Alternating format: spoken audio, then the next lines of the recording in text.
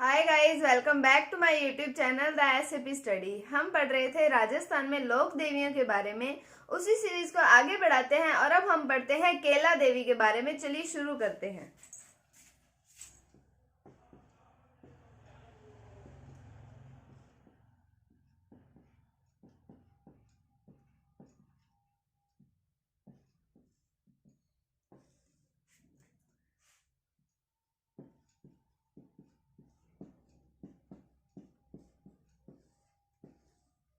तो केला माता के बारे में पढ़ते हैं। तो केला माता जो है वो करौली के यादव वंश की कुल देवी है। किसकी कुल देवी है? करौली के यादव वंश की कुल देवी।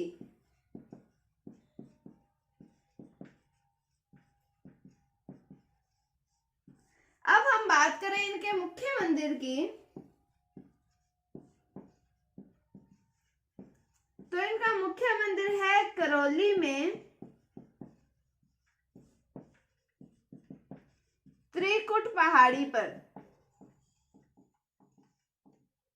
करौली में त्रिकुट पहाड़ी पर मंदिर है किसका? केला माता का, केला देवी का मंदिर है। उसके बाद हम बात करें इनके मेले की, तो इनका मेला लगता है चैत्र शुक्ल अष्टमी को। कब लगता है? चैत्र शुक्ल अष्टमी को इनका मेला लगता है और इसे कहा जाता है लक्खी मेला। क्या कहा जाता है? लक्खी मेला। तो और जो ये मेला होता है इसमें इनके भक्तों के द्वारा लांगुरिया गीत और नृत्य किया जाता है। क्या किया जाता है? यहाँ इसमें भक्तों द्वारा लांगुरिया गीत व नृत्य किया जाता है।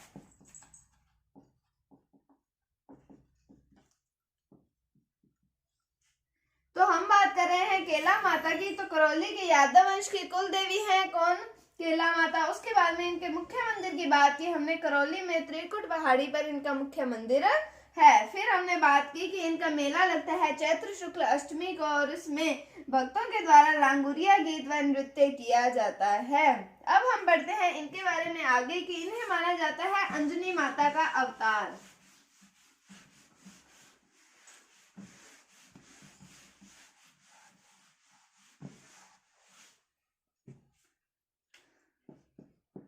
इन्हें अंजनी माता का अवतार माना जाता है।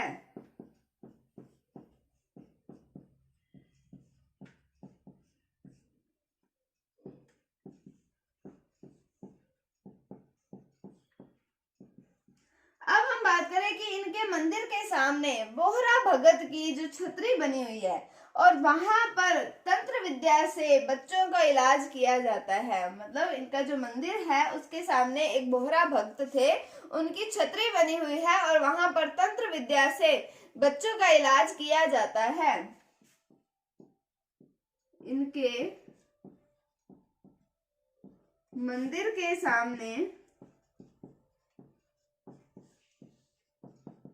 बोहरा भक्त की छतरी बनी हुई है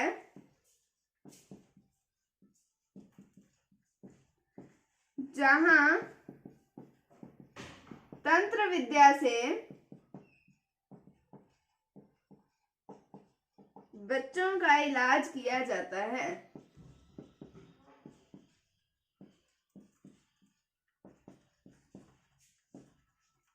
तो क्या पढ़ा हमने कि इन्हें अंजनी माता का अवतार माना जाता है और इनके मंदिर के सामने बोहरा भक्त की छतरी बनी हुई है जहां पर तंत्र विद्या से बच्चों का इलाज जो है वो किया जाता है। तो ये था केला माता के बारे में। क्या पढ़ा हमने? करौली की यादव वंश की कुल देवी हैं। फिर इनके मुख्य मंदिर की बात की हमने। करौली में ही त्रिकुट पहाड़ी पर इनका मुख्य मंदिर है। हमने इनके मेले की बात की। चैत्र शुक्ल अष्टमी को इनका मेला लगता है जहां पर इनके भक्तों के द्वारा लांगुरिया गीत और नृत्य किया जाता है। उसके बाद में इन्हें अंजनी माता का अवतार माना जाता है और इनके मंदिर के सामने बोहरा भक्त जो थे उनकी छतरी बनी हुई है और जहां पर तंत्र विद्या से बच्चों का इलाज किया जाता है। अब हम पढ़ते हैं अगली लोक देवी जिनका नाम आता है आई माता।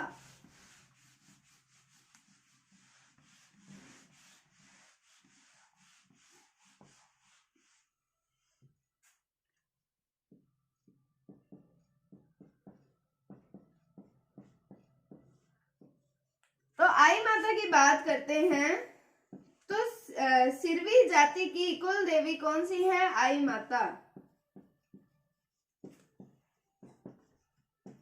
सिरवी जाति की कुल देवी। फिर हम बात करें इनके मुख्य मंदिर की, तो इनका मुख्य मंदिर पड़ता है बिलाड़ा में, और बिलाड़ा है जोधपुर में। उसके बाद में इनकी एक फेमस बात यह है कि इनके मंदिर में जो इनकी अखंड ज्योत होती है वहां से केसर टपकता रहता है। तो इनके मंदिर में, इनके मंदिर की अखंड ज्योत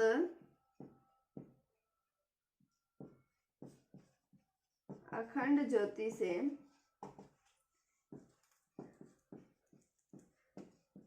केसर टपकता है।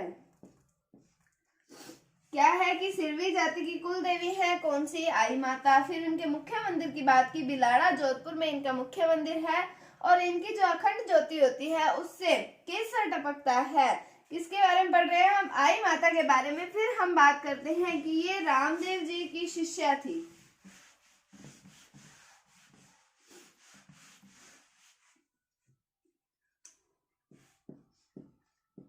ये रामदेव जी की शिष्या थी तथा इन्होंने भी सांप्रदायिक सौहार्द व दलित उद्धार का कार्य किया। किनकी शिष्या थी ये? रामदेव जी की शिष्या थी, और उन्हीं की भांति इन्होंने भी सांप्रदायिक सौहार्द और दलित उद्धार का कार्य किया था। अब हम बात करें कि इनका जो मुख्य मंदिर है, इनके मुख्य मंदिर को कहा जाता है दरगाह। क्या कहा जाता है? दरगाह। इनके मुख्य मंदिर को दरगाह कहा जाता है, और जो अन्य इनके मंदिर आते हैं उसे कहा जाता है बडेर। अन्य मंदिर को क्या कहा जाता है? बडेर। तो ये रामदेव जी की शिष्या थी, इन्होंने भी सांप्रदायिक सौहार्द और दलित उद्धार का कार्य किया। इनके मुख्य मंदिर को कहा जाता है दरगाह, और इनके अन्य जो मंदिर होते हैं उन्हें कहा जाता है बडेर। तो ये था आई माता के बारे में। क्या पढ़ा हमने? सिरवी जाति की कुल देवी है कौन सी? आई माता। फिर हमने इनके मुख्य मंदिर की बात की, बिलाड़ा जोधपुर के अंदर इनका मुख्य मंदिर है। फिर हमने पढ़ा कि इनके मंदिर की जो अखंड ज्योति है वहां से केसर टपकता रहता है। और फिर ये रामदेव जी की शिष्या थी, और उनके मुख्य मंदिर को क्या कहा जाता है? दरगाह, और जो अन्य मंदिर है उन्हें कहा जाता है बडेर। अब हम पढ़ते हैं अगली लोक देवी, जिनका नाम आता है सचियाय माता।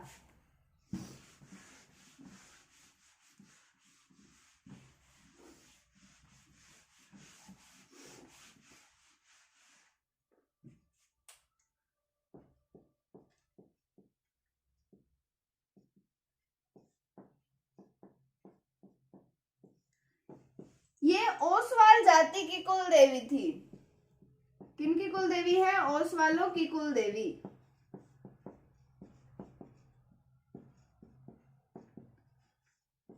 उसके बाद हम बात करें कि इनके मुख्य मंदिर की, तो इनका मुख्य मंदिर है ओसिया में, और ओसिया है जोधपुर में। तो ये था सचियाय माता के बारे में कि ओसवालों की कुल देवी कौन सी है? वो है सचियाय माता, और उनका मुख्य मंदिर कहाँ पर है? ओसिया जोधपुर के अंदर इनका मुख्य मंदिर है। अब हम पढ़ते हैं अगली लोक देवी, जिनका नाम आता है घेवर माता। तो इनके हम मुख्य मंदिर की बात करें तो राजसमंद की पाल,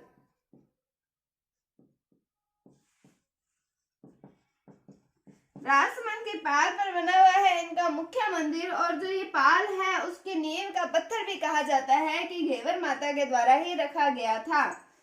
तो पाल की नींव का पत्थर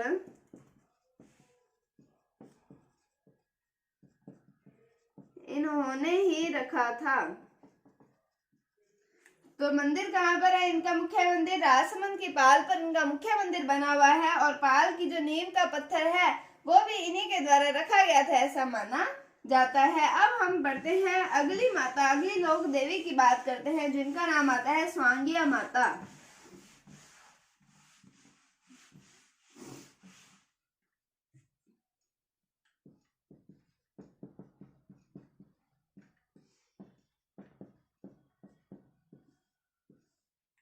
तो बात करते हैं स्वांगिया माता की। तो जैसलमेर के भाटी राजवंश की कुल देवी कौन सी है? वो है स्वांगिया माता। किनकी कुल देवी है? जैसलमेर के भाटी राजवंश की कुल देवी कौन सी आती है? स्वांगिया माता इनकी कुल देवी है। अब हम बात करें कि जैसलमेर का जो राज चिन्ह है, जिसको बोला जाता है शगुन चिड़ी, तो उसके हाथ के अंदर मुड़ा हुआ भाला दिया हुआ है, ये दिखाया हुआ है जैसलमेर के राज चिन्ह के अंदर। और जो इसके अंदर शगुन चिड़ी जो है उसको स्वांगिया माता का प्रतीक माना गया है।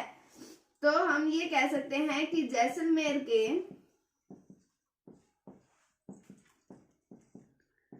राज चिन्ह में शगुन चिड़ी के हाथ में मुड़ा हुआ भाला दिखाया है। और जो ये शगुन चिड़ी है, इन्हें किनका प्रतीक माना गया है? इन्हें माना गया है स्वांगिया माता का प्रतीक। फिर हम बात करें इनके मुख्य मंदिर की, तो इनका मुख्य मंदिर है जैसलमेर में। तो ये था स्वांगिया माता के बारे में कि जैसलमेर के भाटी राजवंश की कुल देवी है कौन सी? स्वांगिया माता। फिर हमने पढ़ा कि जैसलमेर के राज चिन्ह में शगुन चिड़ी के हाथ में मुड़ा हुआ भाला दिखाया गया है हमें, और उसके अंदर जो शगुन चिड़ी है वो स्वांगिया माता का प्रतीक उसे माना जाता है। फिर हम बात करें इनका मुख्य मंदिर है जैसलमेर के अंदर। तो आज हमने पढ़ा केला माता के बारे में, स्वांगिया माता के बारे में, सचियाय माता, गेवर माता और आई माता के बारे में। उम्मीद है आपको टॉपिक समझ आया होगा। अगर आपको इसमें कोई भी डाउट है तो आप कमेंट सेक्शन में पूछ सकते हैं। अगर आपको वीडियो थोड़ी सी भी अच्छी लगे तो इसे लाइक कीजिए, शेयर कीजिए, चैनल पर नए हैं तो इसे सब्सक्राइब जरूर कीजिए। Thank you, thanks for watching, bye bye.